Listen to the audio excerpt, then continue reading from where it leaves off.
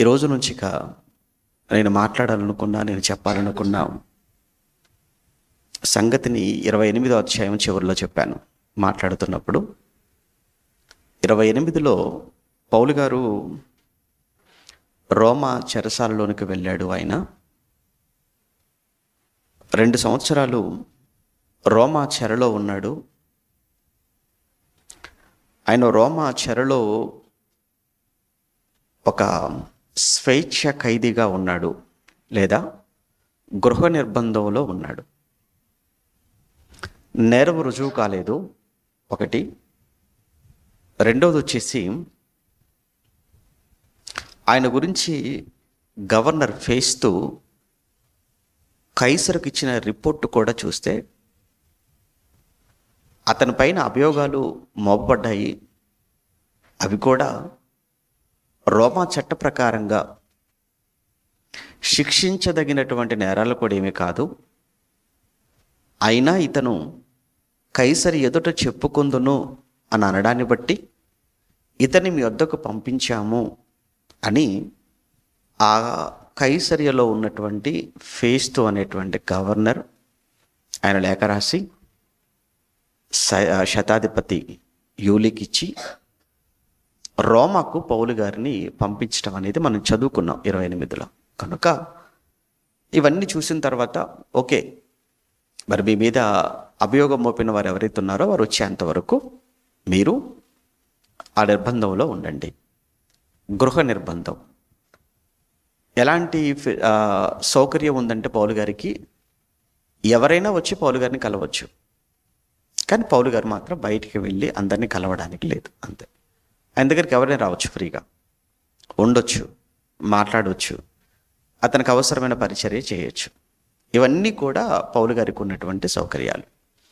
అందుకే 2 సంవత్సరాల పాటు ఆయన అద్దె ఇంట్లో ఆయన అక్కడ ఉంటూ సైనికుల పర్యవేక్షణలోనే ఉన్నాడు.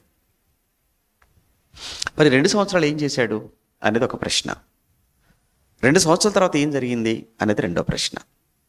ఈ 2 సంవత్సరాలు ఏం చేశాడు అనేది ఒక ప్రశ్నగా మనకు మిగిలిపోకూడదు అని. ఎందుకంటే లూకా గారు తన సువార్తను సడన్గా ఆపేశారు. క్షమించండి, అపోస్తుల కార్యములో రాసిన లూకా గారు అపోస్తుల కార్యములను సడన్గా ముగించేశాడు. ఇప్పుడు ఆయన 2 సంవత్సరాల పాటు అక్కడ ఉన్నాడు అన్నాడు. ఆ తర్వాత ఏం జరిగిందండి చెప్పలేదు లూకా గారు. ఆయన రిలీజ్ అయ్యాడా లేదా చెప్పలేదు లూకా గారు. ఎలా చనిపోయాడండి అసలు ఆ విషయాలు కూడా ఆయన ఏం మాట్లాడలేదు. అంటే ఎలా ఉందనంటే ఒక క్లైమాక్స్లో సడన్గా ఆపేస్తే అది చాలా ఇబ్బందిగానే ఉంటుంది మనకు. అది దాన్ని ఎలా ముందుకు తీసుకెళ్ళాలి అనేటువంటిది ఏదైతే ఉందో, ఎట్లా దాన్ని అర్థం చేసుకోవాలి అనేది, అది చదువరులకు, వాక్యం పట్ల ఆసక్తి కలిగిన వారికి, అది మింగుడు పడని, అలానే ఏం జరిగిందో తెలుసుకోవాలనే ఆ కుతూహలం ఉన్న వారికి మాత్రం అది ఏమంటారు అని అంటే వదిలిపెట్టరు. దాన్ని ఖచ్చితంగా తెలుసుకోవాలనేటువంటి తపన వారిలో ఉంటుంది. అందుకే 28వ అధ్యాయంతో అయిపోలేదు. మరి లూకా గారు ఎందుకు అలా సడన్గా ఆపేశాడు అని అంటే, బహుశా మనం అనుకోవడానికి, ఎందుకంటే అక్కడ రీజన్ కరెక్ట్ సరిగ్గా మనకు లేదు కనుక మనం అనుకోవడం. ఆయన లూకా గారి టార్గెట్ ఏంటంటే, అపోస్తుల కార్యం ప్రారంభించినప్పుడు బూదిగంతములకు సాక్షులుగా ఉండాలి అనేది అపోస్తుల కార్యం ప్రారంభంలో మనం యేసుప్రభు చెప్పాడు అనేది లూకా గారు రాశారు కదా. యోదయలోను, యెరూషలేములోను, యోదయ సమరయ దేశముల యందును బూదిగంతముల వరకును మీరు నాకు సాక్షులుగా ఉంటారు అని యేసుప్రభు చెప్పాడు. అవును, యెరూషలేములో ఎలా వాళ్ళు సాక్ష్యం ఇచ్చారో చెప్పాడు లూకా గారు. అదే కదా అపోస్తల కార్యంలో ప్రారంభంలో యెరూషలేములో పేతురు గారు ఎలా సాక్ష్యం ఇచ్చారు, పేతురు గారు యేసు గురించి ఇచ్చిన సాక్ష్యాన్ని బట్టి ఎలా 3000 మంది బాప్తిస్మంతో ఎలా సంఘం ప్రారంభమైంది, ఆ సంఘం ఎలా విస్తరించింది, ఆ సంఘం ఎలాంటి శ్రమలు హింసలు ఎదుర్కొంది, ఆ తర్వాత పౌలు గారు ఎలా ఇందులోనికి ఆయన ఎంటర్ అయిపోయారు. పౌలు గారు ఎంటర్ అవడానికి ముందు మారక మునిపే యూదయ ప్రాంతం అంతా, సమరయ ప్రాంతానికి కూడా సువార్త ఎలా వెళ్ళిందో అనేది ఫస్ట్ హాఫ్లో చెప్పాడు లూకా గారు. ఇక మిగిలింది ఏంటంటే బూదిగంతముల వరకు సువార్త ఎలా వెళ్ళింది అనేది సెకండ్ పార్ట్లో మిగిలిపోయింది. ఆ బూదిగంతముల వరకు ఎలా సువార్త వెళ్ళిందో చెప్పడానికే పౌలు గారి మొదటి ప్రయాణాలు, రెండో ప్రయాణాలు, మూడో ప్రయాణం, మొత్తానికి రోమా వరకు లూకా గారు తీసుకెళ్ళి, ఏమండి నా టార్గెట్ రీచ్ అయిపోయిందండి, లూకా గారు ఎందుకంటే మీరు రోమాలో పౌలు గారిని తీసుకెళ్ళి అక్కడ సడన్గా మీరు ఆపేశారు, తర్వాత ఎందుకు చెప్పలేదు అని అంటే ఆయన చెప్పే కారణం, నేను ఏ ఉద్దేశంతో ప్రారంభించాను అపోస్తుల కార్యమునంటే బూదిగంతముల వరకు సాక్షులై ఉంటారు అని యేసుప్రభు చెప్పిన మాట, అది ఎలా నెరవేరిందో చెప్పడం మాత్రమే నా బాధ్యత. అందుకే నేను పౌలు గారిని రోమా వరకు తీసుకెళ్ళాను. రోమాలో తీసుకెళ్ళి ఆయన అక్కడ ఎలా సాక్ష్యం ఇచ్చాడో వదిలేశాడు, అంతే అని బహుశా లూకా గారు చెప్తారేమో. అయితే తర్వాత ఏం జరిగింది అనేటువంటి విషయాలు మనకు తెలియాలి అని అంటే అపోస్తుల కార్యంలో మనకు తెలియదు, చెప్పట్లేదు. కానీ పౌలు గారి పత్రికల్లో మనకు మిగతా ఇన్ఫర్మేషన్ మనకు ఉంటుందన్నమాట. అందుకే నేను ఇది 1-2 వీలైతే ఎపిసోడ్స్ దీన్ని ఇలా కంటిన్యూ చేస్తే మీకు కంప్లీట్గా పౌలు గారి జీవితం పైన, పత్రికల పైన, కంప్లీట్గా క్రొత్త నిబంధన పైన కొంత అవగాహన మీకు వస్తుందన్న ఉద్దేశంతో మరో 1-2 ఎపిసోడ్స్లో నేను దీన్ని క్లోజ్ చేద్దాం అనుకున్నాను. ఇప్పుడు ఈ 2 సంవత్సరాలు పౌలు గారు జైల్లో ఉండి ఏం చేశారు? పౌలు గారు ఖాళీగా ఉండే రకమైతే కాదు. మన భాషలో మాట్లాడుకోవాలనుకుంటే పౌలు గారు ఎట్టి పరిస్థితుల్లో ఖాళీగా ఉండే మనిషి అయితే కాదు. ఎందుకు ఆయన ఖాళీగా ఉండడు? సమయం గురించి బాగా తెలిసిన వ్యక్తి పౌలు గారు. సమయం విలువ బాగా తెలిసిన వ్యక్తి పౌలు గారు, మర్చిపోకూడదు. ఆయన కొలసీలకు పత్రిక రాసినప్పుడు కానీ, ఎఫెసీయులకు పత్రిక రాసినప్పుడు కానీ ఒక మాట అంటారు, సమయమును మీరు పోనీయక సద్వినియోగము చేసుకొనుచు అజ్ఞానుల వలె కాక జ్ఞానుల వలె మీరు నడుచుకోండి అంటాడు. ఇప్పుడు సమయమును పోనివ్వక దాన్ని సద్వినియోగం చేసుకోండి అని పౌలు మహాశయుడు మాట్లాడుతున్నాడు అని అంటే ఆయన 2 సంవత్సరాలు ఖాళీగా ఉంటాడా? ఈ 2 years ఆయన అద్దీంట్లో ఉన్నప్పుడు ఆయన ఫ్రీగా టైంపాస్ చేస్తాడా? చెయ్యడు. అప్పుడు మనకు వచ్చేటువంటి సందేహం ఏంటంటే మరి ఏం చేసి ఉంటాడో ఆ 2 సంవత్సరాలు? ఏం చేశాడంటే తన యొద్దకు వస్తున్నటువంటి వాళ్ళందరికీ వాక్యం చెప్తున్నాడట. అదొక మాటగా చదువుకొని మనం ముందుకెళ్దాం. అపోస్తుల కార్యములు 28వ అధ్యాయం. అపోస్తుల కార్యములు 28వ అధ్యాయంలో చివరి మాటలు మనం చదువుతున్నప్పుడు 30-31 వచనాలు జాగ్రత్తగా చూద్దాం. 28 అపోస్తుల కార్యములు 30-31 వచనాలలో పౌలు 2 సంవత్సరములు పూర్తిగా తన అద్దె ఇంట కాపురముండి తన యొద్దకు వచ్చు వారినందరినీ కూడా సన్మానించి అంటే మనకు తెలిసిందల్లా ఒకటే, శాల్వా దండ. సన్మానం అంటే అదే కదా. అంటే ఇక పౌలు గారు శాలువలు కప్పుకుంటూ దండలు వేసుకుంటున్నాడు ఏంటి అక్కడ 2 సంవత్సరాలు? ఆ పనిలోనే ఉన్నాడా? లేదు, అది కాదు ఇక్కడ సన్మానం అని అంటే. సన్మానించడం అని అంటే వారిని గౌరవించాడు. తన ఎద్దుకు వస్తున్న వాళ్ళందరినీ కూడా ఆయన గౌరవించాడు. మనం కూడా గౌరవించడం అనేది నేర్చుకోవాలి. వయసును బట్టి గౌరవించాలా అంటే వయసును బట్టే కదా, మనిషిని గౌరవించాలి అంతే. చిన్నవాడా పెద్దవాడా అనేది పక్కన పెడదాం. ఎవరనేది కూడా మనకొద్దు. ఎవరు మనిషి అంటే దేవుని స్వరూపంలో చేయబడినవాడు ఎవరైనా, అంతే కదండి. ఇప్పుడు మనుషులందరూ కూడా ఎవరు స్వరూపాన్ని ఇచ్చాడు అని మనం చదువుకున్న ప్రారంభంలో దేవుడు తన స్వరూపమందు నరులని చేశాడు. మన స్వరూపమందు నరులను చేయుదుము అని దేవుడు అనుకున్నాడు అని ప్రారంభంలో మనం చదువుకున్నాం. కనుక ప్రతి మనిషి దేవుని సృష్టి, మర్చిపోకూడదు. ప్రతి మనిషి ఎవరి సృష్టి? దేవుడి సృష్టి. వారు ఎలాంటి వారైనా, అంటే ఏ రంగులో ఉన్నవారైనా, ఇంకా ఏ లోపంతో ఉన్నవారైనా, మోషేతో మాట్లాడుతూ చెప్తాడు కదా, దృష్టి మాంద్యం ఉన్నవారిని కానీ, నాలుక మాంద్యం ఉన్నవారిని కానీ, కుంటి వారిని కానీ, చెవిటి వారిని కానీ, మూగవారిని కానీ చేసింది ఎవరు? నేనే కదా అన్నాడు ఆయన మోషేతో మాట్లాడుతున్నప్పుడు. నేను కదా చేశాను అంటే వారు ఎవరైనా దేవుడు సృష్టి అనే ఒక ఆలోచన నిజంగా ఎవరికైనా ఉంటే అలా ఉన్న వాళ్ళు ఎవరిని కూడా తక్కువ చేయరు. అలా చెప్తున్నాను, ఎవరిని కూడా తక్కువగా చూడరు, ఎవరిని కూడా అవమానంగా భావించరు, అవమానపరచరు ఎవరిని కూడా. ఈ ఆలోచన లేని వారు మాత్రమే మనుషులను చిన్న చూపు చూడటం, మనుషుల్ని ఎగతాళి చేయటం, వారి రూపాన్ని బట్టి, వారి ఎత్తును బట్టి, వారి అవయవాలను బట్టి ఎవరైతే చులకన చేసి మాట్లాడుతుంటారో, ఎవరైతే ఎత్తి మాట్లాడుతుంటారో అలాంటి వారందరూ కూడా సిగ్గుపడాలి క్రైస్తవులు అని చెప్పుకోవటానికి.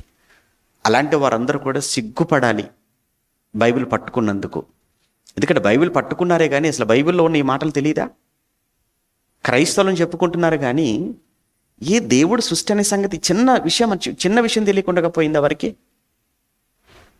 ఎందుకు రంగును బట్టో లేకపోతే ఎత్తును బట్టో లేకపోతే ఎందుకు అవయవ లోపాలను బట్టి మనుషులను మనం వేరు చేయాలి? మనుషుల్ని ఎందుకు అవమానపరచాలి? వాళ్ళు ఎందుకు అసలు మనుషులే కాదన్నట్టుగా ఎందుకు వాళ్ళ పట్ల మనం బిహేవ్ చేయాలి? ఎందుకంటే చాలామంది ఈ మధ్యకాలంలో మీరు చూడండి, ఈ దరిద్రమైనటువంటి ఈ సోషల్ మీడియా ఒకటి వచ్చేసిన తర్వాత అందులో ఈ కొన్ని పనికిమాలినటువంటి ప్రోగ్రామ్స్ వచ్చి ఆ మనుషులను చాలా చాలా చాలా అవమానకరంగా మాట్లాడుతూ ఉన్నారు. వారి మీద సెటైర్లు వేయటాలు, వారిని ఏంటంటే వారిపైన జోకులు వేసుకొని వారు నవ్వుతూ పాపం అవతల వారిని మనసులను గాయపరుస్తూ అది భరించలేక కూడా చాలామంది ఆత్మహత్య చేసుకున్న వాళ్ళు కూడా లేకపోలేదు. రీసెంట్గా అనుకుంటాను, బహుశా ఎక్కడ మహారాష్ట్రలో అనుకుంటాను, ఒక అమ్మాయి 9th క్లాస్ చదువుతున్న అమ్మాయి క్లాస్లో స్టూడెంట్స్ ఏదో ఇన్సల్ట్ చేశారని అవమానపరిచారు అని తరగతి గదిలో నుంచి బయటకు వచ్చేసి పైనుంచి అది 4th ఫ్లోర్ 5th ఫ్లోర్ పైనుంచి దూకేసింది అమ్మాయి. ఎందుకంటే తోటి విద్యార్థులు అమ్మాయిని హేళనగా మాట్లాడారు అని, తోటి విద్యార్థులు అమ్మాయిని అవమానకరంగా మాట్లాడారు అని భరించలేకపోయింది అమ్మాయి. ఎందుకు వచ్చింది ఇది? 28వ అధ్యాయం అపోస్తుల కార్యములో గౌరవించాలి. వారు అబద్ధంలో ఉన్నారా లేకపోతే సత్యంలో, ఇవన్నీ వద్దు, మనిషి అంతే. మనిషిని మనిషిగా గౌరవించడం అనేది బైబిల్ నేర్పించినటువంటి చక్కటి సంస్కారం. అది ముందు సంస్కారం నేర్చుకోవాలి మనం. అది చెప్తున్నాడు పౌలు గారు. పౌలు 2 సంవత్సరములు పూర్తిగా తన అద్దె ఇంట కాపురం ఉండి తన యొద్దకు వచ్చు వారినందరినీ, అంటే ఏ ఒక్కరిని విడిచిపెట్టకుండా తన యొద్దకు వచ్చు వారిని అందరినీ కూడా ఆయన సన్మానించి ఏ ఆటంకమును లేక పూర్ణ ధైర్యముతో దేవుని రాజ్యమును గూర్చి ప్రకటించుచు ప్రభువైన యేసుక్రీస్తును గూర్చిన సంగతులు బోధించుచు ఉండెను. అంటే ఈ 2 సంవత్సరాలలో జరిగినటువంటి కార్యక్రమాన్ని 2 వచనాలలో చెప్పాడు. అంతేనా? 2 సంవత్సరాలలో ఆయన ఏం చేశాడనేది ఎన్ని వచనాలు చెప్పాడు? 2 వచనాలు చెప్పాడు. ఇంకొక విషయం చెప్పనా? రేపు లూకాసు వార్త మాట్లాడతాను సేవకుల సదస్సులో. యేసు ప్రభుల వారు 12వ ఏట ఆయన దేవాలయానికి వెళతాడు. ఆ తర్వాత 30వ ఏట బాప్తిస్మం తీసుకోవడానికి మళ్ళీ యొర్దాను నదిలో యోహాను గారి దగ్గరికి వస్తాడు. ఈ 12 నుంచి 30 సంవత్సరాలు ఏమైపోయాడు ఆయన? ఒక వచనంలో చెప్పాడు. ఆయన 18 సంవత్సరాల ఆ మధ్య జీవితం ఉంది చూసారా, ఒకే ఒక వచనంతో కంప్లీట్ చేసేసాడు లూకా గారు. యేసు వయస్సునందును జ్ఞానమందును మనుషుల దయందును దేవుని దయందును వర్ధిల్లుచుండెను. ఎన్ని వచనాలు అవి? ఒకే ఒక్క వచనం. అంటే ఒక్క వచనంలో 18 సంవత్సరాల చరిత్రను మాట్లాడేశాడు. అక్కడ మాట్లాడకూడదు మరి అంత డీటెయిల్డ్గా చెప్పాల్సినంత అవసరత లేదు అక్కడ. ఎందుకంటే యేసుక్రీస్తు యొక్క జీవిత చరిత్రలు చెప్పటం కాదు వాళ్ళ ఉద్దేశం. ఇప్పుడు మీరు ఎవరి జీవిత చరిత్రను చదవటం ఎప్పుడైనా జరిగిందా? మీ జీవితంలో ఎవరి జీవిత చరిత్రలను చదివారా? చాలామంది పుస్తకాలు ఉంటాయి కదా, గాంధీ జీవిత చరిత్ర, అంబేద్కర్ జీవిత చరిత్ర, జ్యోతిరావు పూలే చరిత్ర అని మహనీయులు, బాబు జగజీవన్ రామ్ జీవిత చరిత్రలు, సర్దార్ వల్లభాయ్ పటేల్ జీవిత చరిత్ర, నెహ్రూ చాలామంది చరిత్రలు ఉంటాయి కదా. ఎప్పుడైనా ఎవరి జీవిత చరిత్ర పుస్తకమైన చదివిన అలవాటు ఉంటే వారి జీవిత చరిత్ర అని పేరు టైటిల్ పెడతారులే కానీ వారి జీవితంలో వాళ్ళు ఎప్పుడు లేచారు, లేచిన తర్వాత ఎప్పుడు పళ్ళు దొంగకున్నారు, ఆ పళ్ళు దొంగకునేటప్పుడు ఏ పళ్ళ పొడి వాడారు, ఏ బ్రష్ వాడారు, అవన్నీ రాస్తారేంటి అందులో? మరి అవి కూడా వాళ్ళ జీవితంలో భాగమే కదా. ఏ సబ్బు వాడారు, ఏ షాంపూ వాడారు, అవన్నీ రాస్తారా? వాళ్ళు ఎప్పుడు భోజనం చేసేవారు, ఆ భోజనం వల్ల వాళ్ళ మెనూ ఏంటి, అవన్నీ చెప్తారా ఏమైనా? అది కాదు వాళ్ళ అతని యొక్క ఇంటెన్షన్, అది కాదు. అతని జీవిత చరిత్ర రాస్తున్నప్పుడు అతని జీవితంలో ముఖ్యమైనటువంటి సంగతులు ఏవితో అవి మాత్రమే రాస్తారు. ఇప్పుడు మీలో ఎవరికైనా డైరీ రాసే అలవాటు ఉందనుకోండి, ఇప్పుడు ఎవరికి లేదండి, అప్పట్లో ఒకప్పుడు డైరీ రాసుకునే అలవాటు ఉండేది. డైరీ రాసుకునే అలవాటు ఉన్నప్పుడు రాత్రి పడుకునే ముందు రాస్తారు. ఉదయం లేచింది రాత్రి పడుకుని, ఏంటి పొద్దున్న నేను 6 గంటలకు లేచాను, 7 గంటలకు పళ్ళు తోముకున్నాను, 8 గంటలకు స్నానం చేశాను, అయినా రాసుకుంటామా మనం ఏమైనా? లేదు కదా. అది మన డైరీయే, మన డైలీ లైఫే మనం రాసుకుంటున్నాం ఒక రోజులో. కానీ ఆ రోజు జరిగినటువంటి సంఘటనలో ముఖ్యమైనవి ఏమన్నా ఉంటే అవి మాత్రమే రాసుకుంటాం. అలానే యేసుక్రీస్తు జీవితాన్ని రాయడానికి 4 సువార్తికులు పూనుకున్నారు. కానీ 4 సువార్తికులు ఆయన జీవితాన్ని రాయాలనుకున్నప్పుడు ఆయన జీవితంలో ముఖ్యమైనవి, మానవాళికి అవసరమైనవి అవి మాత్రమే రాస్తారు. అందుకే ఒక్క వచనంలో 30 సంవత్సరాల చరిత్ర నిమట్ చేశారు లూకా గారు. రైట్, ఇక్కడికి వచ్చేసరికి 2 వచనాలలో 2 సంవత్సరాలు ఏం జరిగిందో లూకా గారు ఒక మాటతో కంప్లీట్ చేసేసాడు. ఇది 62 నుంచి 64. ఏది ఇప్పుడు మనం అపోస్తుల కార్యంలో పౌలు గారు రోమాలో ఉన్నటువంటి 2 సంవత్సరాల కాలం అనుకుంటున్నాం కదా. ఈ 2 years అనేది ఎప్పటిది అని అంటే 62 నుంచి 64, క్రీస్తు శకం 62 నుంచి 64 ఈ మధ్య కాలంలో పౌలు గారు రోమాలో మొదటిసారి చెరలో ఉంటాడు. రైట్, అప్పుడు ఏం జరిగిందన్న విషయాన్ని 31లో చదువుకుంటున్నాం. ఏ ఆటంకము లేక, చెప్పాను కదా చాలా ఫ్రీగా ఉన్నారు ఆయనకు ఏ విధంగా రెస్ట్రిక్షన్స్ లేవు. ఆయన ఎవరైనా ఆయన దగ్గర రావచ్చు, కలవచ్చు, ఉండొచ్చు, ఆయన ఎవరితోనైనా మాట్లాడుకోవచ్చు, ఆయన ఏమైనా రాసుకోవచ్చు, ఇంత స్వేచ్ఛ ఉంది ఆయనకు. అందుకే ఏ ఆటంకము లేక పూర్ణ ధైర్యముతో దేవుని రాజ్యమును గురించి ప్రకటించుచు ప్రభు అయిన యేసుక్రీస్తుని గురించిన సంగతులు బోధించుచుండెను. రైట్, బోధించుచుండెను అనేటువంటి విషయం ఇక్కడ మనకు కనబడితే కేవలం బోధించటం మాత్రమే కాదు, ఆయన ఆ 2 సంవత్సరాలలో పత్రికలు కూడా రాశాడు సంఘాలకు. ఆయన పత్రికలు కూడా రాశాడు. ఎక్కడున్నాయండి ఆయన రాసిన పత్రికలు అంటారా? మీ బైబిల్లోనే ఉన్నాయి, మన బైబిల్లోనే ఉన్నాయి రాసిన పత్రికలు. ఏంటండి ఆ పత్రికలు, ఆ 2 సంవత్సరాలు రాసిన పత్రికలు అని అంటే 4 పత్రికలు. యాక్చువల్గా ఇంకొక పత్రిక కూడా ఉంది, 5వ పత్రిక కూడా ఉంది. కానీ 5వ పత్రిక అనేది మనకు బైబిల్లో పెట్టలేదు. ఆ 4 ఏంటి? ఆ 4 ఒకటి ఫిలెమోనుకు రాసినటువంటి పత్రిక. ఇప్పుడు చదువుకున్నారు కదా వాక్య భాగం, ఫిలెమోనుకు రాసినటువంటి పత్రిక. ఫిలెమోన్ రాసిన పత్రిక అని చదువుతున్నారు. ఫిలెమోన్ రాసిన పత్రిక కాదు అది, ఫిలెమోనుకు రాసిన పత్రిక. ఎంత తేడా ఉంది తెలుసా? ఫిలెమోన్ రాసిన పత్రిక అనడానికి ఫిలెమోనుకు రాసిన పత్రిక అనడానికి తేడా ఉందా లేదా? ఫిలెమోన్ రాసిన పత్రిక అంటే ఆయన రాసుకున్నాడని, ఫిలెమోనుకు రాసిన పత్రిక అంటే ఎవరో రాశారని. ఎవరో కాదు, ఎవరు రాశారు? అపోస్తులుడైన పౌలు ఫిలెమోనుకు రాసినటువంటి పత్రిక. ఓకే, 1. 2 కొలస్సయ్యులకు రాసినటువంటి పత్రిక, కొలస్సయ్యులకు రాసినటువంటి పత్రిక. 3 ఫిలిప్పీలకు రాసినటువంటి పత్రిక. 3. 4 ఎఫెసీలకు రాసినటువంటి పత్రిక. ఏమంటే 5వది కూడా ఉందన్నారు, అది దొరకలేదన్నారు. అది పోనీ కనీసం దాని పేరేమో తెలుసా? అన్న పేరు మాత్రం తెలుసు నాకు. 5వ పత్రిక పేరేంటంటే లవోదికయ సంఘానికి రాసిన పత్రిక. ఏ సంఘం అది? లవోదికయ సంఘానికి. లవోదికయ సంఘానికి రాశాడని మరి అది మాత్రం ఎలా తెలుసు అని అడుగుతారు కదా. అలా అడిగినప్పుడు నేను బైబిల్లో చూపించే సమాధానం ఏంటంటే, ఒకసారి కొలస్సీలకు రాసిన పత్రిక చూడండి. కొలస్సీలకు రాసిన పత్రిక 4వ అధ్యాయం. దొరికిద్దంటారా? దొరుకుతుంది. పాపం ఫిలెమోనుకు చాలా కష్టపడ్డారు మీరందరూ, ఎక్కడుందో ఏంటో అని. మీ కష్టాన్ని నేను చాలా చూశాను. ఎందుకంటే ఫిలెమోను ఒకే ఒక అధ్యాయం కదా, ఎక్కడుందో అంత ఈజీగా దొరకదు అది. ఎక్కడుందో చెప్పండి. ఫిలెమోను పత్రిక ఏ పత్రిక ముందుందో చెప్పండి పోనీ కనీసం. ఫిలెమోను పత్రిక ఏ పత్రికకు ముందుంది? తీతు దేనికి ముందు ఉంది అని అడుగుతున్నా నేను. హెబ్రీకి ముందు, మరి తీతు అంటారేంటి? తీతు తర్వాత ఉందన్నారా? నేను ముందు కదా అడిగాను.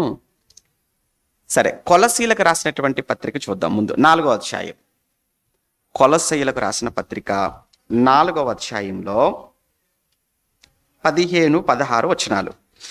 లవోదికలో ఉన్నటువంటి సహోదరులకును నుంఫాకును వారి ఇంట ఉన్న సంఘమునకును వందనములు చెప్పుడి. ఈ పత్రిక అంటే ఈ కొలస్సీ పత్రిక, అదే కదా. ఈ పత్రిక అంటే ఏ పత్రికను సూచిస్తుంది? అది కొలస్సీ పత్రిక. ఈ పత్రిక మీరు చదివించుకున్న తర్వాత, కొలస్సీ పత్రికను మీరు చదివించుకున్న తర్వాత లవోదికయ వారి సంఘములోను చదివించండి. లవోదికయకు వ్రాసి పంపిన పత్రికను మీరును చదివించుకొనుడి. ఈ పత్రిక మీరు చదివించుకొనుడి. ఈ పత్రికను మీరు ఎక్కడ పంపండి? మీరు చదువుకున్న తర్వాత లవోదికయకు పంపండి. వారికి కూడా ఒక పత్రిక వ్రాసాను, దానిని కూడా మీరు తెప్పించుకొని మీరు దాన్ని చదువుకోండి అన్నాడు. అంటే మొత్తానికి ఏంటంటే 5 పత్రికలు రాసినట్టుగా మనకు రికార్డెడ్గా ఉన్నాయి. కానీ ఇందులో మనకు 4 పత్రికలు మాత్రమే మనకు బైబిల్లో మనకు లభ్యమవుతున్నాయి. ఈ లవోదిక సంఘానికి రాసిన పత్రిక మాత్రం మిస్ అయిపోయింది. ఇప్పుడు ఎందుకు మాట్లాడుతున్నాను ఇదంతా? నేను 2 సంవత్సరాలు పౌలు గారు రోమాలో చెరలో ఉన్నారు. ఈ 2 సంవత్సరాలు ఆయన రోమా చెరలో ఉన్నప్పుడు ఆయన ఏం చేశాడు అని అంటే, ఏ ఆటంకము లేక పూర్ణ ధైర్యముతో ఆయన దేవుని రాజ్యమును గురించి ఆయన ప్రకటించుచూ ఉన్నాడు. యేసుక్రీస్తు గురించి ప్రకటిస్తూ ఉన్నాడు. అలా ప్రకటిస్తూనే పత్రికలు కూడా రాశాడు. ఏ పత్రికలు రాశాడు ఆ 2 సంవత్సరాలలో వాక్యం ప్రకటిస్తూనే అని అంటే ఒక 5 పత్రికలు రాశాడు అని చెప్పాను. 5లో 4 పత్రికలు మాత్రం మనకు క్రొత్త నిబంధనలో ఉన్నాయి అన్నాను. ఆ 4 పత్రికల్లో ఏమేమి పత్రికలు అనుకున్నా? ఒకటి ఫిలేమోను, కొలస్సి, మరొకటి ఫిలిప్పి, ఎఫెసి. ఈ 4 పత్రికలు మనకున్నాయి. రైట్. ఇప్పుడు ఈ 4 పత్రికలు అక్కడి నుంచే రాశాడు అని, ఆ 2 సంవత్సరాలు రాశాడని మీకేం తెలుసు? మీరు నన్ను అడగాలి కదా, అడుగుతారు కదా. ఇప్పుడు అక్కడే ఉండి రాశాడు అనటానికి, ఆ చెరలోనే ఉండి రాశాడు అనడానికి, ఆ 2 సంవత్సరాలలోనే ఉండి రాశాడు అనడానికి ఏమున్నాయండి మీ దగ్గర? ఎవిడెన్సెస్ ఏమున్నాయి అని అడిగినప్పుడు అప్పుడు మళ్ళీ మనం ఈ పత్రికలోనికి వెళ్ళాలన్నమాట. ఒకసారి ముందుగా ఫిలోమోను పత్రిక చూద్దాం. ఫిలోమోను పత్రిక దగ్గరికి వెళ్ళి, ఫిలోమోను పత్రిక నిజంగా ఆయన చెరలో ఉండే రాశాడా, జైల్లో ఉండి రాశాడా ఆయన అని చెప్పడానికి ఇప్పుడు చూడండి, తీతు పత్రిక తర్వాత హెబ్రీ పత్రికకు ముందు ఒకే ఒక అధ్యాయము 25 వచనాలు. ఇందులో మొదటి వచనాన్ని చదువుతున్నప్పుడు క్రీస్తు యేసు ఖైదీ అయిన పౌలును ఆ మాట చూడండి. క్రీస్తు యేసు ఖైదీ అయిన పౌలును అండర్లైన్. అప్పుడు మీరు అనొచ్చు, ఏమండి క్రీస్తు యేసు ఖైదీ అయినటువంటి పౌలు అనే బాగానే ఉంది, పౌలు గారు చివరిలో కూడా చెరలోనే ఉంటాడు కదా, చివరిసారి కూడా మళ్ళీ ఆయన చెరలో ఉంటాడు కదా, రెండోసారి కూడా చెరలోకి వెళ్ళిపోతాడు కదా, ఏం రెండోసారి చెరలోకి వెళ్ళినప్పుడు రాసి ఉండొచ్చు అనుకోవచ్చు కదా, ఇప్పుడే రాశాడంటానికి ఏంటి ప్రూఫ్ ఏంటి మీకు? మనసులో పెట్టుకోండి. రైట్. మొత్తానికైతే ఇది ఎక్కడి నుంచి రాసిన పత్రిక? ఇది క్రీస్తు యేసు ఖైదీ అన్నాడు. 8, 10 వచనాలు కూడా కలిపి ఉన్నాయి కదా, అందులో కూడా ఈ మాట చూడండి. వృద్ధుడును ఇప్పుడు క్రీస్తు యేసు ఖైదీనై ఉన్న పౌలను నేను ప్రేమను బట్టి వేడుకొనుట మరీ మంచిదనుకుని నా బంధకములలో నేను కని. నా బంధకములలో ఆ పదం చూడండి. అంటే ఆయన బంధకాలలో ఉన్నాడు, సంఖ్యలతో ఉన్నాడు, చెరలో ఉన్నాడు. ఆ చెర, ఆ సంఖ్యలు, ఆ బంధకాలే రోమాలో చెప్పుకున్నాం కదా ఇప్పటివరకు. 2 సంవత్సరాల పాటు అద్దె ఇంట్లో కాపురం ఉన్నాడని చెప్పుకున్నాం కదా, అది కూడా ఒక రకమైన చెరది. ఆయన బయటికి వెళ్ళడానికి లేదంటే గృహ నిర్బంధమే కదా, జైల్లో ఉన్నట్టే కదా అది. ఇంకా 13 వచనం కూడా చూడండి. నేను సువార్త కొరకు బంధకములో ఉండగా, నేను బంధకములో ఉన్నాను. మొత్తానికి ఫిలేమోనుకు రాసిన ఈ పత్రిక పౌలు గారు ఎక్కడి నుంచి రాశాడు అని ఒక కన్ఫర్మేషన్ అయితే మనకుంది. బంధకాలలో ఉండి రాశాడు, జైల్లో ఉండి రాశాడు. ఓకేనా? రైట్. ఫిలేమోను పత్రికతో పాటు ఇంకేం రాశాడని చెప్పాను? కొలసి పత్రిక కూడా రాశాడు కదా. మళ్ళీ కొలసి పత్రిక కూడా చూద్దాం ఒకసారి. కొలసి పత్రిక పౌలు గారు కొలసీలకు రాసినటువంటి పత్రిక మొదటి అధ్యాయం చదువుదామా? మొదటి అధ్యాయం కంటే 4వ అధ్యాయం చదువుకుందాం డైరెక్ట్గా. ఒక మాట చూద్దాం, ఇందులో కూడా ఒక మాట చూసి ముందుకెళ్ళిపోదాం. కొలసి పత్రిక 1వ అధ్యాయం, క్షమించండి 4వ అధ్యాయం కదా. 4వ అధ్యాయం ఎన్నో వచనము? 10వ వచనం చదువుకుందాం డైరెక్ట్గా. 10వ వచనం చూద్దాం. 10వ వచనంలో నాతో కూడా చెరలో ఉన్న ఆ పదం చూడండి. అంటే ఇప్పుడు నేను ఎక్కడున్నాను? నేను చెరలో ఉన్నాను. నేను ఇప్పుడు ఎక్కడున్నాను? నేను ఇప్పుడు బంధకాలలో ఉన్నాను. నేను ఇప్పుడు ఎక్కడున్నాను? నేను జైల్లో ఉన్నాను అన్న విషయము కొలసి సంఘానికి ఆయన రాస్తున్నట్లు ఈ మాటలో మనకు స్పష్టంగా కనబడుతుంది. Okay, right.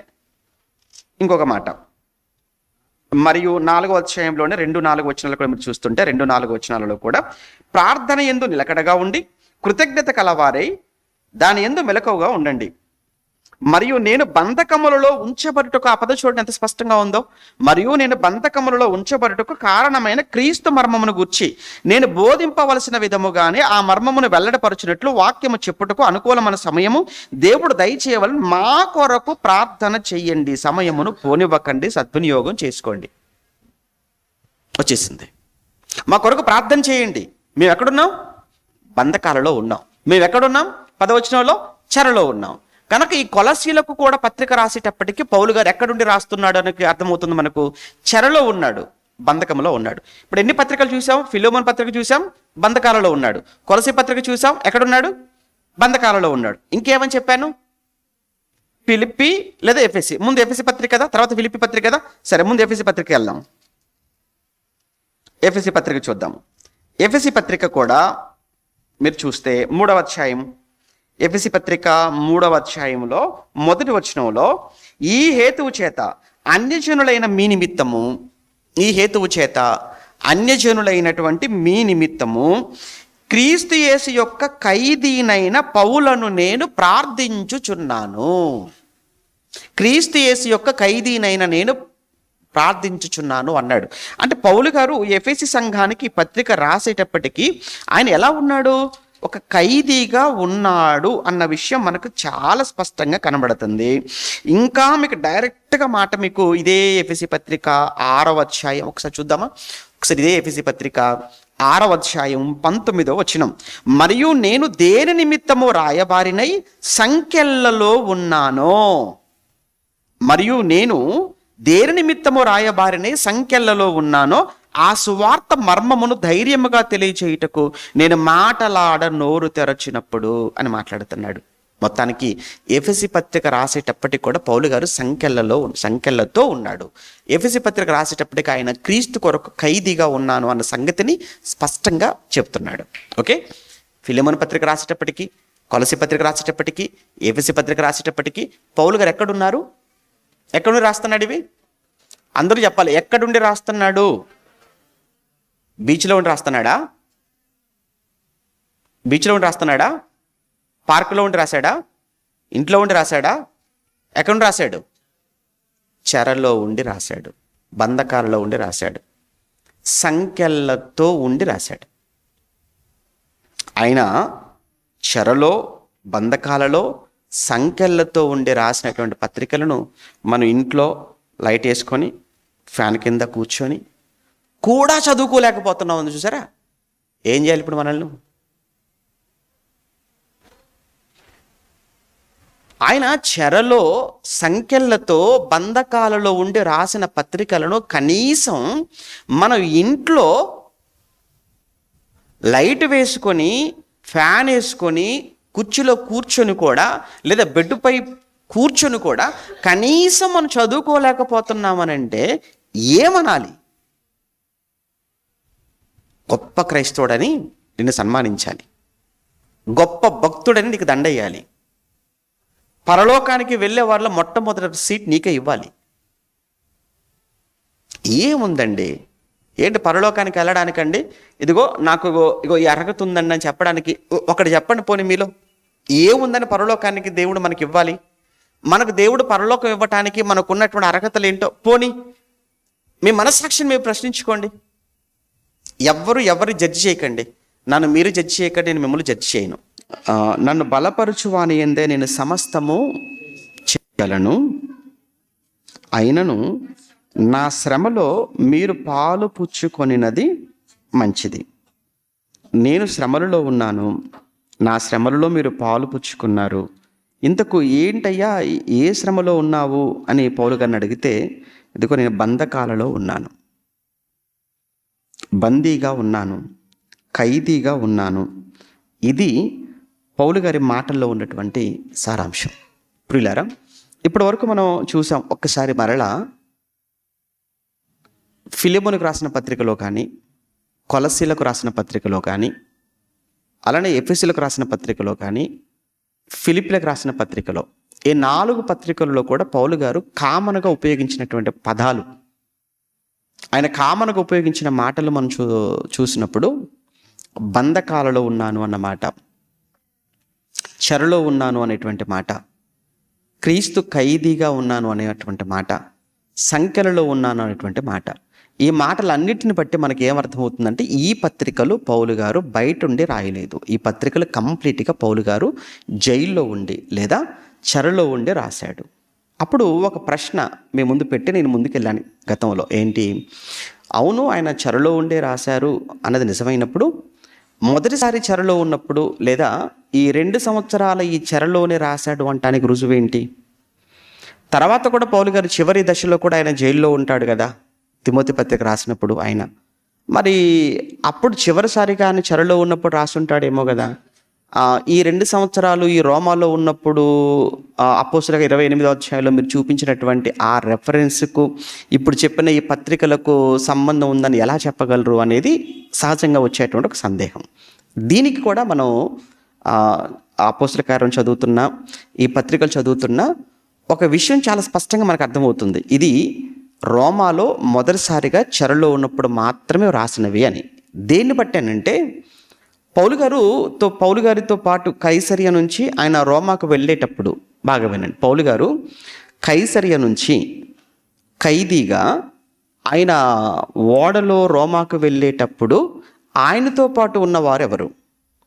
ఒక ఇద్దరు పౌలు గారితో పాటు కలిసి ప్రయాణం చేశారు అని 27, 28 అధ్యాయాలు మాట్లాడినప్పుడు చెప్పాను మీకు. ఎవరు ఆ ఇద్దరు? అరిస్తార్కు అనేటువంటి వ్యక్తి, అలానే లూకా గారు. వీరిద్దరూ కూడా పౌలు గారి ఓడ ప్రయాణంలో, రోమా ప్రయాణంలో వీళ్ళిద్దరు పౌలు గారికి తోడుగా ఉన్నారు. అందుకే మీరు చూడండి, ఈ 4 పత్రికలలో వీరిద్దరి పేర్లు కామన్గా ఉంటాయి. ఈ 4 పత్రికలు మీరు చదువుతున్నప్పుడు అరిస్తార్కు పేరు ఉంటుంది, లూకా పేరు ఉంటుంది. అంటే వీరిద్దరూ కూడా ఎప్పుడు మరి పౌలు గారితో వెళ్ళారు అని అంటే కైసరియా నుంచి మొదటిసారిగా రోముకు వెళుతున్నప్పుడు మాత్రమే వీళ్ళిద్దరూ కలిసి పౌలు గారితో వెళ్ళినట్లు, వీరిద్దరు కూడా పౌలు గారితో పాటు ఉన్నట్లు కనబడుతుంది. వీళ్ళిద్దరితో పాటు వాళ్ళు అక్కడ ఉంటున్న 2 సంవత్సరాల కాలంలో మరికొంతమంది కూడా వచ్చారు. తర్వాత వచ్చారు. తర్వాత ఎవరెవరు కలిశారు అని అంటే మార్కు కనబడతాడు, దేమా కనబడతాడు, ఎపఫ్రా కనబడతాడు, తిమోతి కూడా కనబడతారు. ఒకసారి ఫిలిమోనుకు రాసిన పత్రిక ఒకసారి చూద్దాం. ఫిలిమోనుకు రాసినటువంటి పత్రికలోనే ఎవరెవరు తనతో పాటు ఉన్నారు అన్న విషయాన్ని మాట్లాడుతూ ఆయన ఫిలిమోనుకు రాసినటువంటి పత్రిక 23వ వచనంలో, క్రీస్తు యేసునందు నా తోడి ఖైదీ అయిన ఎపఫ్రా, నాతో పాటు, నా తోటి ఖైదీ అంటే నాకు లాగానే నాతో పాటే ఉన్నాడు, నా తోటి ఖైదీ అయిన ఎపఫ్రా, నా జత పనివారైన మార్కు, అరిస్తార్కు, దేమా, లూకా వందనములు చెప్పుచున్నారు అన్నాడు. అంటే పౌలు గారితో పాటు ఎవరెవరు ఉన్నారు అన్న విషయాన్ని ఇక్కడ మనకు స్పష్టంగా రాశాడు. దీన్ని బట్టి మనకి ఏమర్థమవుతుందని అంటే ఈ 4 పత్రికలు కూడా పౌలు గారు మొదటిసారి రోమా చెరలో 2 సంవత్సరాలు తన అద్దె ఇంట కాపురం ఉండి వచ్చిన వాళ్ళందరినీ సన్మానిస్తూ పూర్ణ ధైర్యంతో వాక్యం ప్రకటిస్తూ ఉన్నాడని మనం చదువుకున్నామే 28వ అధ్యాయం అపోస్తలుల కార్యాలు 30, 31 వచనాలలో. ఆ సమయంలో వ్రాసిన పత్రికలు అని మనం బలంగా నమ్మటానికి మన దగ్గర ఉన్న ప్రూఫ్స్ ఇవి. ఇంకొకటి కూడా మీరు బలంగా నమ్మటానికి ఇంకొకటి కూడా మీకు జ్ఞాపకం చేస్తాను. ఇది 2వసారి మరి చెరలో ఉన్నప్పుడు కాదు అని మీరు ఎలా చెప్పగలరు అంటే, 2వసారి చెరలో ఉన్నప్పుడు పౌలు గారు కూడా పత్రికలు రాశాడు. అది ఒకే పత్రిక రాశాడు, తిమోతి పత్రిక. ఆ పత్రిక రాసినప్పుడు 2వ పత్రిక 4వ అధ్యాయంలో దేమా ఈ లోకమును స్నేహించి అన్న పదాన్ని ఉపయోగిస్తాడు. దేమా అనేవాడు ఈ లోకమును స్నేహించి నన్ను విడిచి వెళ్ళిపోయాడు. చూస్తారు ఒకసారి ఆ మాట. తిమోతికి రాసిన 2వ పత్రిక, పౌలు గారు తిమోతికి రాసినటువంటి 2వ పత్రిక 4వ అధ్యాయము 9, 10 వచనాలు. నా ఇద్దకు తిమోతి, నా ఇద్దకు త్వరగా వచ్చుటకు నీవు ప్రయత్నము చేయుము. దేమా ఈ లోకమును స్నేహించి నన్ను విడిచి తెసలోనికకు వెళ్ళెను. క్రేస్కే గలతీయకును, తీతు దల్మతీయకును వెళ్ళిరి. లూకా మాత్రమే నా యుద్ధ ఉన్నాడు. మార్కును కూడా వెంట పెట్టుకుంటారా అంటే మార్కు కూడా లేడు అక్కడ. కానీ ఇప్పుడు ఫిలిమోనుకు రాసిన పత్రికలో కానీ, మీరు కొలసీ పత్రిక కానీ, ఆ తర్వాత ఫిలిప్పి పత్రిక కానీ, ఎఫెసీ పత్రిక కానీ, ఈ పత్రికలు చదువుతున్నప్పుడు మనకి ఏమర్థమవుతుంటుందనంటే అక్కడ లూకా ఉన్నాడు, మార్కు ఉన్నాడు, అరిస్తార్కు ఉన్నాడు, దేమా ఉన్నాడు, ఎపఫ్రా ఉన్నాడు, వీళ్ళందరూ ఉన్నారు. కానీ ఈ చివరిగా పౌలు గారు రాసినటువంటి రెండో పత్రిక, ఇది కూడా జైల్లో ఉండి రాశాడు. రెండోసారి జైలుకి వెళ్తాడు ఆయన. ఇప్పుడు మాత్రం దేమా లేడు, మార్క్ కూడా దగ్గరగా లేడు. మార్క్ కూడా తిమోతి దగ్గర ఉన్నాడు.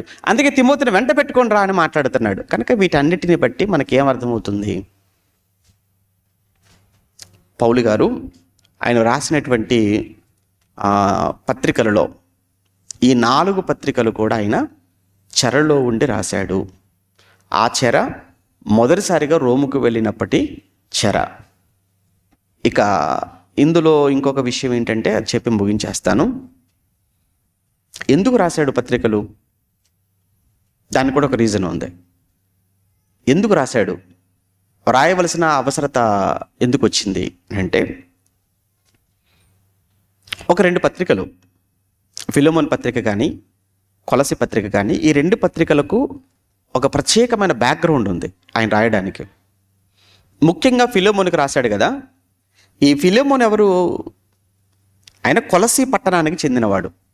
మీరు ఇంకా ఏమంటారు, పూర్తిగా తెలుసుకోవాలి అనుకుంటే ఈ ఫిలోమోన్ గురించి కానీ ఫిలోమోన్ పత్రిక గురించి కానీ ఎప్పుడో మనం ఫిలోమోన్ పత్రిక సంబంధించిన పరిచయం ఎప్పుడో మాట్లాడేసి ఛానల్లో పెట్టాం కాబట్టి అందులో మీకు ఫుల్ ఇన్ఫర్మేషన్ మీకు అందులో దొరుకుతుంది. నేను కేవలం ఏంటంటే ఎందుకు రాయవలసి వచ్చిందన్న విషయాన్ని మాత్రమే చెప్తాను. పౌలు గారు రోమాలో ఉన్నారు కదా, ఇప్పుడు జైల్లో ఉన్నాడు కదా, 2 సంవత్సరాలు ఉన్నాడు కదా. ఈ 2 సంవత్సరాల కాలంలో పౌలు గారి దగ్గరికి ఒక వ్యక్తి వచ్చాడు. ఈ 2 సంవత్సరాలు వచ్చిన వ్యక్తి ఎక్కడి నుంచి వచ్చాడు, ఏం చేసి వచ్చాడు అని అంటే, వచ్చిన వ్యక్తి ఫిలోమోను దగ్గర నుంచి వచ్చాడు. ఫిలోమోను ఏ పట్టణానికి చెందినవాడు అంటే కొలసి పట్టణానికి చెందినవాడు. ఇంకా మాట్లాడితే కొలసి సంఘానికి చెందినవాడు. ఇంకా మాట్లాడితే కొలసి సంఘం ఆయన ఇంట్లోనే ఉంది. ఇప్పుడు పౌలు గారి దగ్గరకు వచ్చాడు ఒక వ్యక్తి. ఆ వ్యక్తి ఆ ఫిలోమోను ఇంట్లో దాసుడిగా ఉన్నాడు. ఫిలోమోను ఇంట్లో ఒక బానిసగా ఉన్నాడు. ఫిలోమోను ఇంట్లో ఒక పని మనిషి. ఆయన ధనవంతుడు ఫిలోమోను. ధనవంతుడుగా ఉన్నటువంటి ఫిలోమోను ఇంట్లో ఒక దాసుడుగా పనివాడుగా ఉన్న ఒక వ్యక్తి కొద్ది కాలం నమ్మకంగా పనిచేశాడు. ఆ తర్వాత అదే ఇంట్లో ఏదో దొంగతనం చేశాడు. ఏదో ఆ యజమానికి నష్టాన్ని కలిగించే పని చేశాడు. భయంతో పారిపోయాడు. పారిపోయి ఎక్కడికి వచ్చేసాడు అంటే రోమాకు వచ్చేసాడు. ఇతను పారిపోయి రోమాకు వచ్చే సమయానికి పౌలు గారు కూడా రోమా చెరలో ఉన్నాడు. ఇది రోమాకి ఎందుకు వచ్చాడు? రోమాకు వస్తే రోమా అనేది అది రాజధాని కదా. ఇతను ఉండేది ఎక్కడో కొలసి. కొలసి అని అంటే ఆసియా, ఎఫెసు పట్టణానికి 30 మైళ్ళ దూరంలో ఉన్నది కొలసి పట్టణం. ఇది ఆసియా, అది ఎక్కడో రోమా. ఆల్మోస్ట్ ఒక 1000 కిలోమీటర్లకు పైగా ఉంటుంది దూరం. ఇక నన్నెవ్వరూ గుర్తుపట్టరు,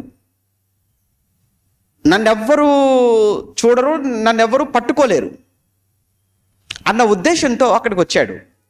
కానీ పౌలు అనే వ్యక్తి కూడా ఈ రోమాకు వచ్చాడు. ఈ రోమాలో పలానా చోట ఉన్నాడు అనే సమాచారం మొత్తానికి ఈ వ్యక్తికి వెళ్ళింది.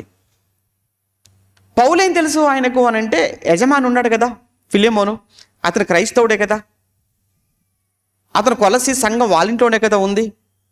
మొత్తానికి ఫిలోమోను మాటల్లో కానీ వాళ్ళ సంఘంలో కానీ పౌలు గారి పేరు నా పేరు ఏంటి నీ పేరేంటట?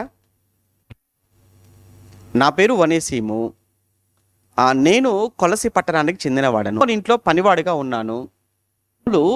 ఆయన ముఖమునకు అడ్డుగా వచ్చాయి మీ దోషములు, ఆయన ముఖమునకు అడ్డుగా వచ్చాయి మీ దోషములు, ఆయన ముఖమునకు అడ్డుగా వచ్చాయని మాట్లాడతారు యెషయా గ్రంథంలో.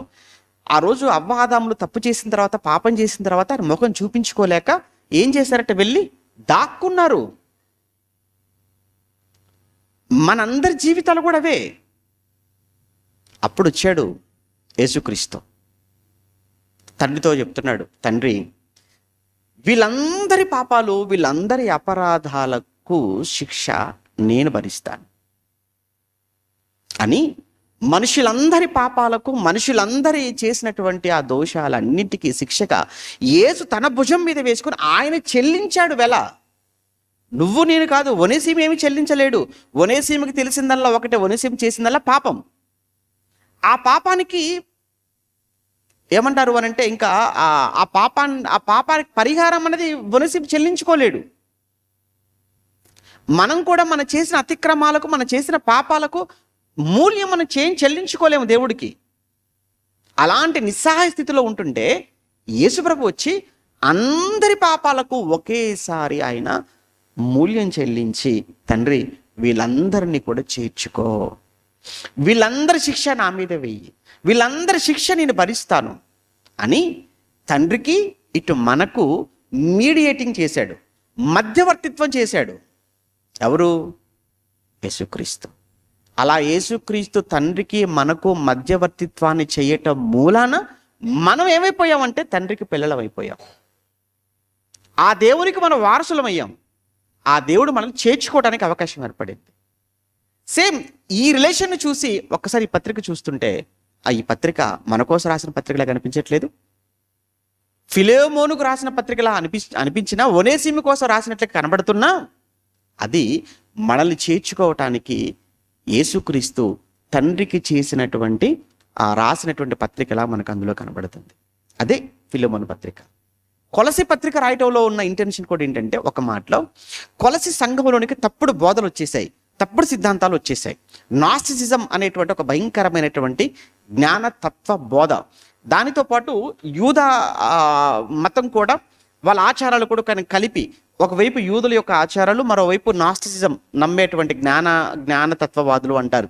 అంటే వాళ్ళ సిద్ధాంతం ఏంటంటే, ఈ నాస్టిసిజాన్ని ప్రమోట్ చేసే వాళ్ళ యొక్క మూలాలు ఏంటంటే, దేవుడు అనేవాడు చాలా మంచివాడు, లోకం చాలా చెడ్డది.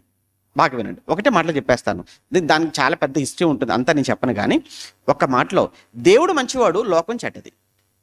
మంచివాడనే దేవుడు లోకంలోనికి రాడు, ఎందుకంటే లోకం చెడ్డది కాబట్టి యేసు అనేవాడు వచ్చాడు అని అంటున్నారు. ఒకవేళ యేసు అనేవాడు శరీరధారిగా వస్తే ఆయన దేవుడు కాదు. ఎలా ఉంది? వినడానికి బాగుంది, నమ్మడానికి కూడా బాగుంది. వినడానికి బాగుంది, నమ్మడానికి బాగుంది. లోకం అంతా భయంకరంగా చెడిపోయింది, లోకం అంతా కూడా చెడ్డదండి. పదార్థం, మ్యాటర్ ఏదైనా చెడ్డదే. ఈ చెడ్డదానిలోకి దేవుడు రావడం ఏంటి? కనుక అసలు మరి ఈ లోకం ఎలా సృష్టించబడిందో, లోకం సృష్టించడానికి కూడా దేవుడు చేయలేదు, దేవదూత సృష్టించి ఉండొచ్చు, కానీ దేవుడు అసలు లోకాన్ని సృష్టించడు. దేవుడు మంచివాడు, దేవుడు పవిత్రుడు, దేవుడు పరిశుద్ధుడు, కనుక ఆ దేవుడు ఈ లోకానికి రాడు. దేవదూత ఎవరో సృష్టించేశారు. ఇంకొక భయంకరమైనటువంటి వాదన ఏంటంటే, ఈ శరీరం అనేది ఏదైతే ఉందో ఇది అపవిత్రమైంది, శరీరం మంచిది కాదు. కాబట్టి ఈ శరీరంతో చేసేటువంటి తప్పులు, ఈ శరీరంతో చేసే పాపాలు ఏవైతే ఉన్నాయో ఇవి లోనున్న ఆత్మకు అంటుకోవు అని మరొక రకమైనటువంటి వాదన. కనుక ఇవి తీసుకొచ్చి సంఘాన్ని అంతటిని కూడా గలిబిలి చేసి సంఘాన్ని అంతా కలవరపరుస్తున్నారు. అప్పుడు దీన్ని ఖండించడానికి యేసుక్రీస్తు నిజంగా ఆయన దేవుడు మానవ రూపిగా వచ్చాడు, ఆయన దేవుడు శరీరాన్ని ధరించుకొని వచ్చాడు అని చెప్పడం కొలసి పత్రికలో వెనక్కున్నటువంటి బ్యాక్గ్రౌండ్. ఒక మాట చెప్పాలంటే, యేసుక్రీస్తు దేవుడు అని చెప్పడానికి పౌలు గారు కొలసి పత్రిక రాసిందే అందుకోసం. యేసుప్రభు దేవుడు కాదు, యేసుప్రభు దేవుడు కాదు, యేసుప్రభు దేవుడు కాదు అని మాట్లాడుతుంటారు కదా. అసలు యేసుప్రభు దేవుడు అని చెప్పడానికి కొలసి పత్రికలో పౌలు గారు రాసినటువంటి ఒక్కొక్క మాట ఒక్కొక్క బుల్లెట్లో ఉంటాయి. అవి ఒక మాట చూసుకొని ముగించేసుకుందామా? ఇంకో 2 పత్రికలు ఉన్నాయి కదా, అవి కూడా చెప్పేస్తే ఒక భాగం అయిపోద్ది. కొలసి పత్రిక ఎన్నో అధ్యాయం 1వ అధ్యాయం చదువుకుందాంలేండి. ముందుగా పౌలు గారు కొలసిలకు రాసిన పత్రిక 1వ అధ్యాయం ఒక్క మాట, ఎన్నో మాట చదువుకుందాం. అది 15 చదువుకుందాం. ఆయన అనగా ఎవరు? యేసుప్రభు. ఆయన అంటే ఎవరి కోసం మాట్లాడుతున్నాడు? కంప్లీట్గా ఈ కొలసి పత్రిక అంతా కూడా ఎవరిని కార్నర్ చేస్తుంది, ఎవరిని టార్గెట్ చేస్తుంది అని అంటే యేసుప్రభువును. ఎందుకంటే యేసుప్రభు అనేటువంటి వ్యక్తి, ఆయన దేవుడైతే శరీరం ఎలా ధరించుకుంటాడు? ఆయన మనిషిగా ఎలా వస్తాడు? కనుక మనిషిగా వచ్చాడు, శరీరం ధరించుకున్నాడు, ఆయన దేవుడు కాదు. అది అక్కడ జరుగుతున్నటువంటి బ్యాక్గ్రౌండ్లో జరుగుతున్నటువంటి డిస్టర్బెన్స్ అనమాట. దానికి యేసుప్రభు కోసం మాట్లాడుతూ ఆయన అనగా యేసుప్రభు అదృశ్య దేవుని స్వరూపి అయి సర్వ సృష్టికి ఆది సంభూతుడై ఉన్నాడు అన్నాడు. ఆయనే దేవుని యొక్క అదృశ్య స్వరూపం. ఏమనుకుంటున్నారు మీరు యేసుప్రభు అని అంటే? ఆయన దేవుని యొక్క స్వరూపం అయ్యా, దేవుని యొక్క స్వభావం అయ్యా. ఆయన దేవుడు ఎలా ఉంటాడో యేసుని చూస్తే తెలిసిపోతుంది అయ్యా. దేవుడు వేరు, ఆయన వేరు కాదు. ఆయనలో ఉన్న క్యారెక్టర్స్ అన్నీ ఎవరిలో ఉన్నాయి? యేసులో ఉన్నాయి. ఆయన చెబుతూనే, ఎవరో దేవదూత కాదు చేసింది, ఆయన చేశాడు అని చెప్పడానికి ఒక మాటగా, ఆయన అన్నింటికంటే ముందుగా ఉన్నవాడు. ఆ పదం చూడండి, 17 వచనం. ఆయన అన్నింటికంటే ముందుగా ఉన్నవాడు, ఆయనే సమస్తమునకు ఆధారభూతుడు, సంఘము అనే శరీరమునకు ఆయనే శిరస్సు అని చెప్పాడు ఒక మాట. ఇంకొక మాట 3వ అధ్యాయంలో చెప్పాను కదా, శరీరంతో చేసేదానికి ఆ ఆత్మకు అంటుకోదు అని. అది కూడా ఒక రకమైనటువంటి ప్రోపగండ, అది కూడా ఒక రకమైన భయంకరమైన ప్రచారం జరుగుతుంది. కాబట్టి ఆయన అంటున్నాడు 5వ వచనంలో, కావున భూమి మీద ఉన్నటువంటి మీ అవయవములను అని మాట్లాడుతూ, అనగా జారత్వము, అపవిత్రత, కామాతురత, దురాశ, విగ్రహార్థనాపేక్షను మీరు చంపివేయండి, వాటి వలన దేవుని ఉగ్రత అవిధేయుల మీదికి వచ్చును అన్నాడు. ఎవరో పనికి మాలిన వాళ్ళు వచ్చేసి సంఘాన్ని డిస్టర్బ్ చేస్తున్నారు, శరీరంతో చేసే వాటికి ఆత్మకు సంబంధం లేదు అని. శరీరం ఎలాగో చెడ్డది కదా, చెడ్డది కాబట్టి కేలాన్ని తినొచ్చు, తిరగొచ్చు, ఏదైనా చేసేయచ్చు, ఎలా ఆడొచ్చు, పాడొచ్చు, గెంతొచ్చు అని భయంకరంగా బోధ చేసి సంఘాలను పాడు చేస్తున్నారు. అలాంటి వారందరి మీదకి దేవుని ఉగ్రత దిగుతుంది, దేవుని ఉగ్రతకు వాళ్ళంతా కూడా బలైపోతారు అని హెచ్చరించడం అనేది 4వ అధ్యాయంలో 3వ అధ్యాయంలో మనం చూసేది. ఈ కొలసీ పత్రిక ఇంకొక ముఖ్యమైన విషయం చెప్తుంది ఏంటంటే, సంఘానికి ఆయన శిరస్సు అని. సంఘమునకు ఎవరు? యేసుక్రీస్తు శిరస్సు. అంటే కంప్లీట్గా సంఘం అంతా కూడా ఆయన యొక్క ఆర్డర్స్ను, శిరస్సు అని అంటే హెడ్, శిరస్సు అంటే హెడ్ ఏమంటారు, కంప్లీట్గా నడిపించేది, రూలింగ్, ఆజ్ఞలు అన్నీ ఎక్కడి నుంచి వస్తుంటే మనకు తల నుంచే కదండి. మనకు మొత్తం కూడా కంప్లీట్గా ఈ శరీరం అంతా కూడా ఎక్కడ? శిరస్సు మీదనే ఆధారపడి ఉంది. అలానే సంఘం కంప్లీట్గా యేసుక్రీస్తు మీద ఆధారపడాలి. ఆయన ఏది చెప్పాడో అది మాత్రమే చేయాలి, ఏది వద్దన్నాడో అది ఎట్టి పరిస్థితుల్లో చేయటానికి వీల్లేదు. కంప్లీట్గా సంఘం అంతా కూడా ఆయన ముందు తలదించుకోవాలి, ఆయనకు కంప్లీట్గా అన్ని విషయాల్లో సరెండర్ అయిపోవాలి. అది ఆ మీనింగ్ అనమాట. మనకు కొలసీ పత్రిక ఏమో సంఘానికి యేసు శిరస్సు అని చెప్తుంది. ఎఫెసీ పత్రిక దగ్గరికి వెళ్ళిపోతే యేసు ఆయన సంఘము అంటే ఆయన శరీరం అని చెప్తుంది. ఎఫెసీ పత్రిక కొలసీ పత్రికకు ఉన్న తేడా ఏంటంటే, ఎఫెసీ పత్రిక ఏం చెప్పింది అంటే సంఘము అంటే ఆయన శరీరం అని చెప్పింది. సంఘము ఆయన శరీరము అనేది ఎఫెసీ పత్రిక. కొలసీ పత్రిక ఏం చెప్తుందనంటే సంఘము అను ఆ శరీరమునకు ఆయన ఏంటట? ఆయన శిరస్సు. ఎఫెసీ పత్రిక ఏమో శరీరం అని చెప్పింది, కొలసీ పత్రిక ఏమో శిరస్సు అని చెప్పింది యేసుక్రీస్తును. అక్కడ ఎఫెసీ పత్రికలో ఎందుకు శరీరం అని చెప్పాడు అంటే, ఎఫెసీ పత్రికలో ఒక బ్యాక్గ్రౌండ్ ఉంది. ఎఫెసీ పత్రిక అది కూడా ఎక్కడి నుంచి రాశాడు? చెరలో నుంచి రాశారు కదా. వాళ్ళకి ఎందుకు రాశాడు సడన్గా ఉండి పత్రిక అంటే, అక్కడ యూదులు ఉన్నారు, అన్యులు ఉన్నారు సంఘంలో. ఎఫెసీలో ఎవరెవరు ఉన్నారు? యూదులు, అన్యులు. ఇప్పుడు యూదులు, అన్యులు ఉన్నప్పుడు యూదులకు ఉన్నటువంటి గొప్పతనం ఏంటంటే, యూదుల్లో ఉన్నటువంటి ఒక రకమైన అతిశయం ఏంటంటే, మేము చాలా గొప్ప వాళ్ళము అనేటువంటి ఒక ఫీలింగ్ ఉంది వాళ్ళకు.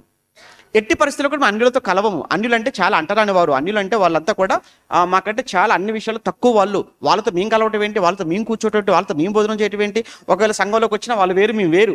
ఈ విధమైనటువంటి కల్చర్ అనేది యూదుల్లో ఇంకా పోలేదు. అది అందుకు మరి మీరు చదువుతున్నప్పుడు 2వ అధ్యాయంలో, ఒకప్పుడు మీరు దూరంగా ఉన్నారు, అన్యులుగా మీరు దూరంగా ఉన్నారు, మీకు మాకు మధ్య ఉన్న ధర్మశాస్త్రము, విధులు, ఆజ్ఞలు ఏవైతే ఉన్నాయో అవన్నీ కొట్టేసి క్రీస్తునందు మనల్ని ఆయన ఉభయంలో ఏం చేశాడని చెప్తాడు 2వ అధ్యాయంలో. మనలందరూ ఒక్కటి చేశాడు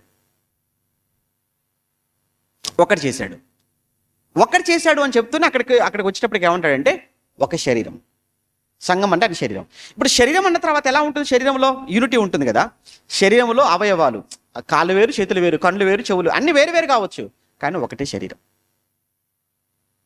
మీరు యూదులు కావచ్చు, అన్యులు కావచ్చు, ఇంకా మీ బ్యాక్గ్రౌండ్స్ ఏమైనా కావచ్చు, కానీ మీరందరూ కూడా క్రీస్తు అనే శరీరంలో ఒక్కొక్కరు ఒక్కొక్క అవయవం. కనుక శరీరములోని అవయవాల మధ్య ఎలా ఐక్యత ఉందో, శరీరములోని అవయవాల మధ్య ఎలా యూనిటీ ఉంటుందో, సేమ్ సంఘంలో కూడా ఆ విధమైన ఐక్యత ఉండాలి అనేది ఎఫెసీయులకు చెప్పింది అనమాట. అందుకు వాళ్ళ కోసం రాశాడు. ఓకేనా? 2. మూడోది ఏంటి? ఇంకోటి ఏం రాశాడని చెప్పుకున్నాం మనం? ఫిలిప్పీ పత్రిక కదా. ఫిలిప్పీ పత్రిక రాశాడు. ఇంకా మూడోది లాస్ట్ కదా. అది ఫిలెమోన్ అయిపోయింది, కొలసీ అయిపోయింది, ఎఫెసీ అయిపోయింది, ఇంకా మిగిలింది ఏముంది? ఫిలిప్పీ. ఈ ఫిలిప్పీ పత్రిక ఎందుకు రాశాడు అంటే, పౌలు గారు ఇప్పుడు ఎక్కడున్నారని చెప్పుకుంటున్నాం మనం. ఆయన ఎక్కడున్నారు? చెరలో ఉన్నారు, రోమాలో ఉన్నారు. ఎన్ని సంవత్సరాలు? 2 సంవత్సరాలు.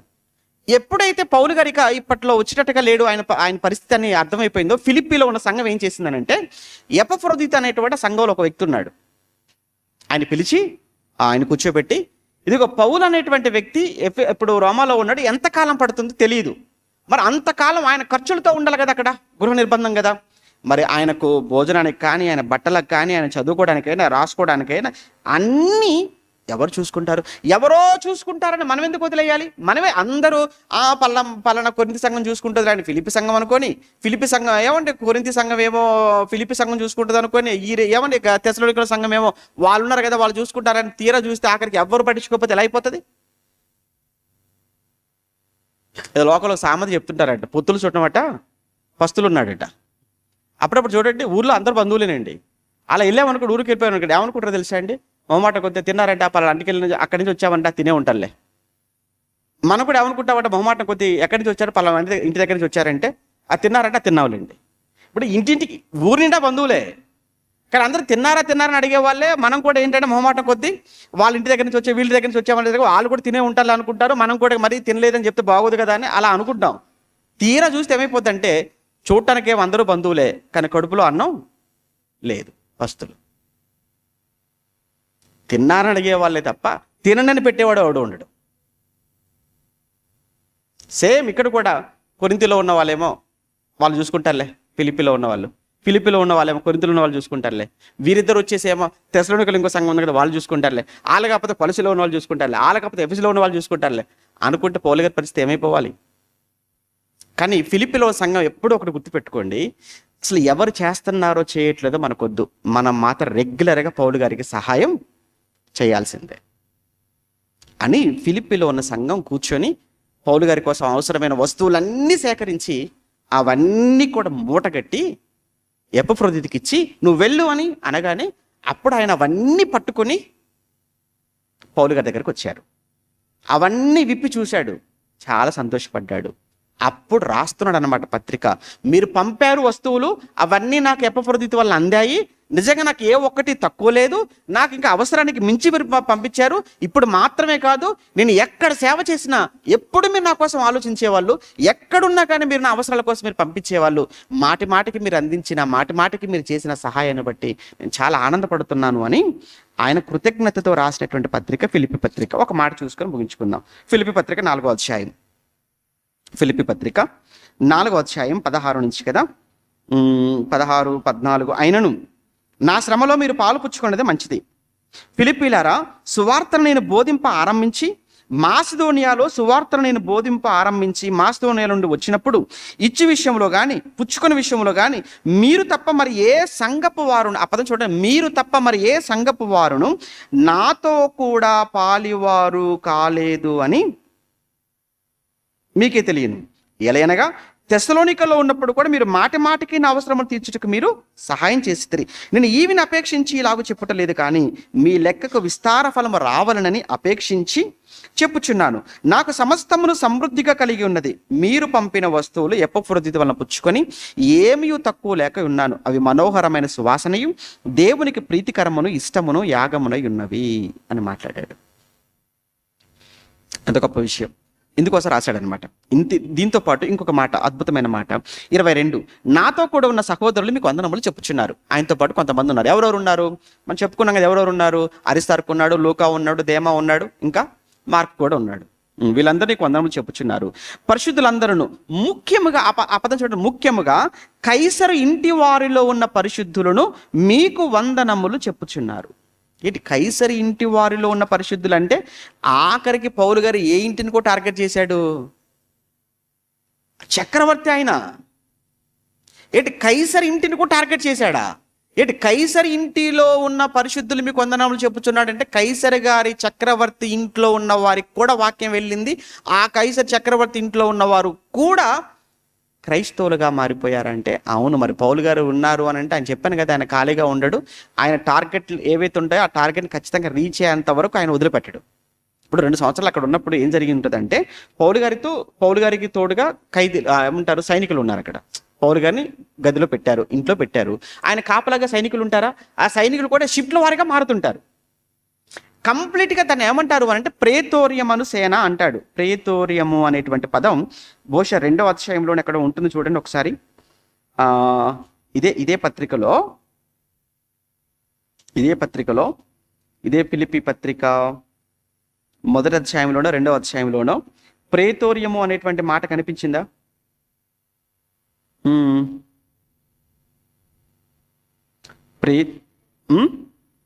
ఎన్నో ఎన్నో ఎన్నో మొదటిలోనా రెండులోనా? 1:13. 1:13 చూడండి. ఎలాగనగా నా బంధకములు క్రీస్తు నిమిత్తమే కలిగినవని ప్రేతోర్యమను సేనలోని వారికందరికి తక్కిన వారికందరికి స్పష్టమైంది. ప్రేతోర్యమను సేనలోని వారు అన్నాడు కదా. ఇంతకీ ప్రేతోర్యమను సేన అంటే ఏంటంటే, ప్రేతోర్యమను సేన అంటే దీన్ని ఏమంటారు అని అంటే, కంప్లీట్గా ఇందులో ఉన్నటువంటి వాళ్ళు చక్రవర్తి యొక్క భద్రత, అలానే చక్రవర్తి నివసించేటువంటి కోట ఉంది కదా, అంతఃపురం.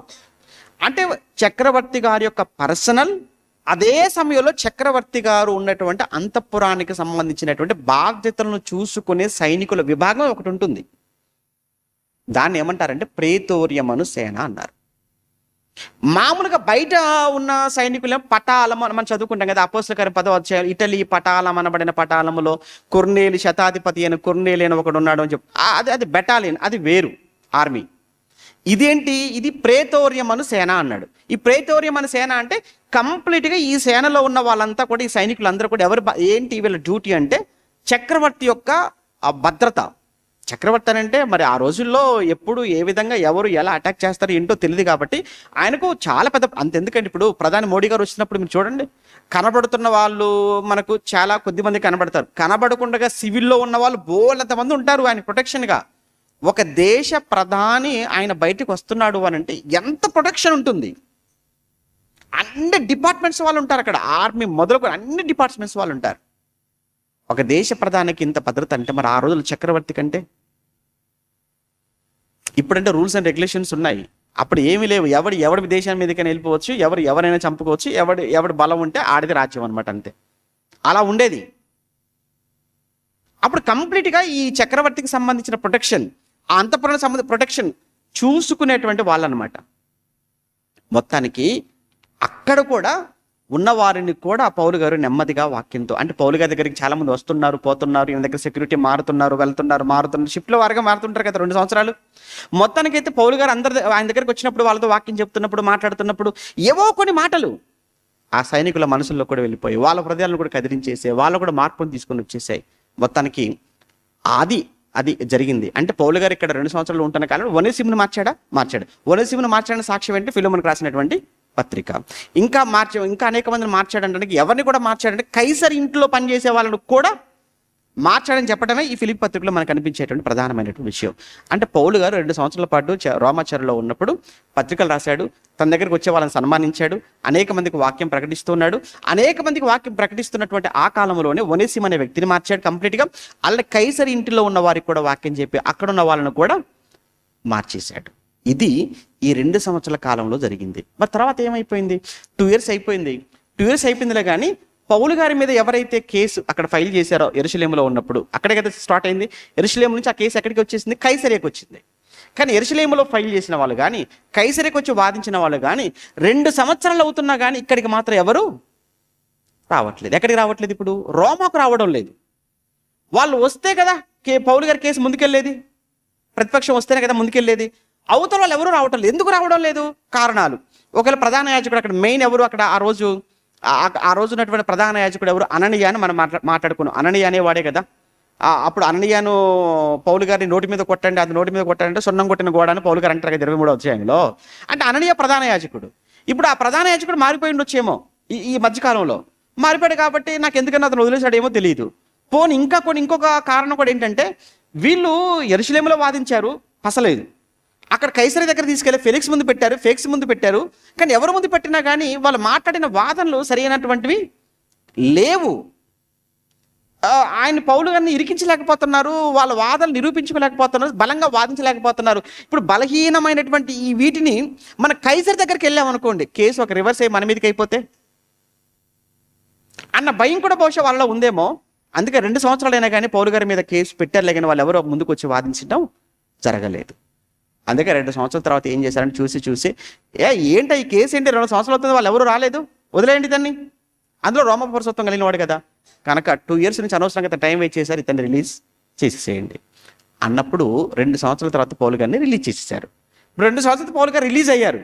రిలీజ్ అయిన తర్వాత ఏం జరిగింది, ఎక్కడికి వెళ్ళాడు, ఏం చేశాడు, ఇది లాస్ట్ ఎపిసోడ్ అనమాట. అది నెక్స్ట్ వీక్ మనకు అది. ఓకేనా? అంటే 2 సంవత్సరాలు ఏం చేశాడు, రిలీజ్ అయ్యాడా అంటే దానికి ఇది. మరి రిలీజ్ అయిన తర్వాత ఎక్కడికి వెళ్ళాడు ఆయన, ఏం చేశాడు, మళ్ళీ జైలుకి వెళ్ళాడా, మళ్ళీ జైలుకి వెళ్ళిపోతే ఎందుకు వెళ్ళాడు జైలుకి, అక్కడ ఏం జరిగింది, ఎలా చనిపోయాడు, ఈ సంగతులన్నీ కూడా చివరి ఎపిసోడ్లో మనం మాట్లాడుకుందాం. నెక్స్ట్ వీక్ ప్రార్థన చేసుకుందాం. ప్రేమగల తండ్రి పరిశుద్ధుడా, మీకు వందనాలు. మీ పిల్లలకు మీ జ్ఞానాన్ని నేర్పించాలి అని పట్టుదల కలిగి, వారి పట్ల శ్రద్ధ కలిగి, బాధ్యత కలిగి మీ పిల్లకి నేర్పిస్తున్నాను. మంచి మనసుతో వాటిని విని స్వీకరించుటకు కృప చూపించండి.